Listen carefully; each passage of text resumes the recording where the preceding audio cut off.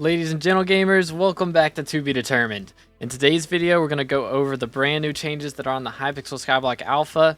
Yes, they do still have the mining update here, but we're going to go over mostly the new stuff that they've changed, specifically with the dyes. So if you guys enjoyed the video, please make sure to drop a like, subscribe if you haven't already. We're on our way to 14,000 subs. Thank you so much, and without further ado, let's jump into it.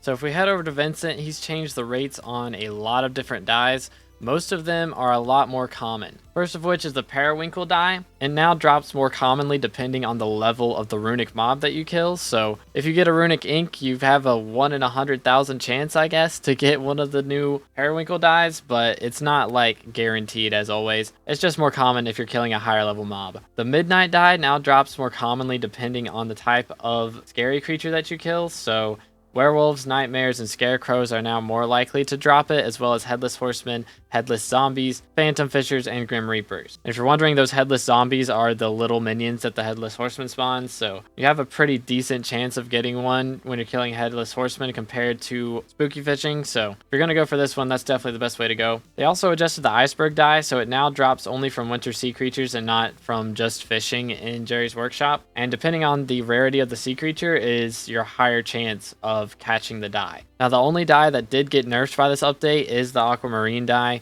It is now a bit rarer. As you can see, it is still dropped from multiple sources, but it does not include lava fishing now.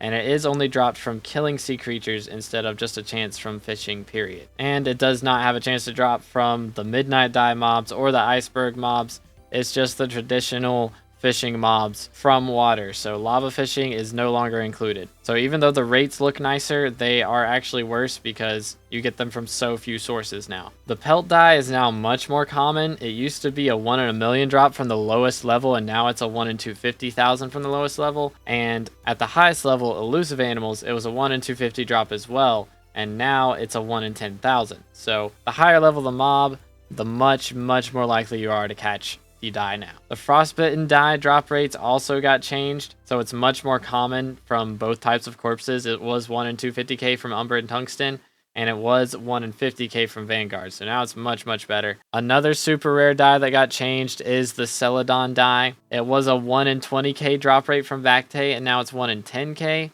and they added a chance to get it when you kill a blobber cyst. Even though it's super duper rare, it does happen, so Celadon dye should be a lot more common now. The Nadeshiko dye is now a bit rarer as well. It is one of the other dyes that did get a nerf. So Aquamarine and this one are one of the too few dyes to actually be rarer. It was 1 in 50k from the Supreme Experiment, now it's 1 in 75, and it was 1 in 10k from Metaphysical, and now it's 1 in 25,000. So it's pretty rough for this nerf. But when they released the update, they said they would make adjustments in the future most likely, and so here they are. Another dye that's getting adjusted is the Mocha dye, which is dropped from potions. The T1 to T3 drops are not changed, but T4 and above have become a lot more common.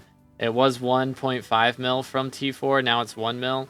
And it was 1 in 250k from T8, and now it's 1 in 100k. So it's a lot easier to get on that front. They also changed each one of the Slayer dyes, including the Brick Red dye, the Celeste dye, the Byzantium dye, the Matcha dye, and the Flame dye. So these each used to be a 1 in 15 mil from the T1. Now they're 1 in 10 mil. And they were 1 in 500k from T5, which is only shown on the Matcha dye right now. But now they're 1 in 250k. And for the rest that have T4s, they were 1 in a million, but now they're 1 in 500k. So it's a lot easier to drop these dyes now. Which brings us to the last Slayer, which is the Sangria dye. Now, Silex is one of my guild members, and he owns the only 2 unapplied Sangria dyes. So unfortunately for him, the drop rates have been adjusted to be much easier. It was 1 in 25k from T5s, and now it's 1 in 10k. So I know a lot of the people who own these dyes and are some of the few who can afford them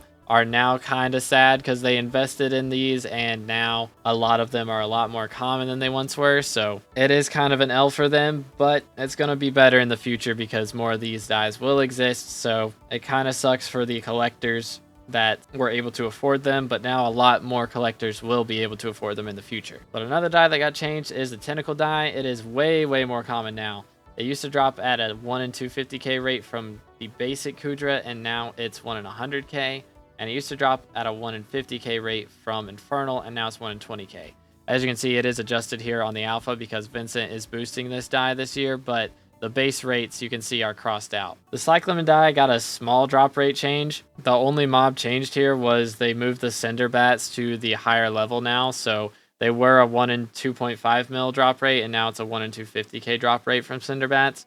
But everything else is the same. Dark Purple dies are now a 1 in 400 Dark Auction appearance, whereas they were 1 in 500. Fossil dies were 1 in a million, now they're 1 in 500k. Jade dies were 1 in 2 million, and now they're 1 in 500k. And one of the dies that seems like it's a nerf, but it's really not, is the Holly die. It is now twice as rare from opening red gifts, but it hasn't shown on here yet on the alpha, but in the patch notes it is now droppable from any type of gifts. So you can drop it from red gifts, you can drop it from white gifts, you can drop it from green gifts. So even though it's twice as rare from red gifts, you can drop it from any other gift now. Dung die is now twice as common as it once was. 1 in 500k is now 1 in 250k, and the Carmine die is now 1 in 50k from Flag Blast, Thunder, and Jawbus, whereas it used to be 1 in 250k, so it's 5 times more common from those mobs. Everything else is the same as it was, but that's all the changes with dies that we really need to worry about. They did do a small thing with Pearlescent, which it now drops from Special Zealots, which it didn't used to, but that's such a small change, it's not really that relevant. But if you're a Dungeons main, we have some cool changes for you guys, especially if you like to speedrun. They have finally adjusted the animations for Quiz Room and Blaze Room, so they're much faster than they once were. So it is possible to get new world records in theory. But another buff for those of you who run Master Mode is Spirit Mask now saves you from traps. So if you die to a trap or are about to die to a trap, the Spirit Mask will now save you from that, whereas it used to just let you die. That was like the only thing it wouldn't save you from. So now it saves you from that. They also finally replaced Bomb Trap in F7 with Ice Fill. So Ice Fill now gives 2 of the chests instead of just 1. And it is only found in F7, so it's not in other floors anymore. They did also buff the Glaciite drop powder rates from the Glaciite Mineshafts. So if you haven't done your powder grinding yet, it's going to be a lot better once this update drops to get from Glaciite Mineshafts and opening corpses. They did also add different colors to some of the Slayer spawn animations, which honestly aren't really that noticeable. But when you spawn a Slayer now, you might notice that there's a slight little change in the coloration. If we look on Bazaar, they did also add chocolate syringes here, so you can sell these on Bazaar now, as well as the mana disintegrators. So if you're a Blaze Slayer grinder or you have a ton of chocolate factory stuff that you spend on chocolate syringes, then this will make it easier for you to sell your things. Now for my fellow SkyBlock XP grinders, what XP did this update add? Not much, but I guess I'll tell you. We go to the private island and just fly over to my little contraption that I built over here many moons ago, and then hype this bat that spawned. You will notice that there is now a bat bestiary, and it does go all the way up to level 5, just like all private island bestiaries. And I think it takes into account your past kills, because it just gave me 20 kills for killing that one.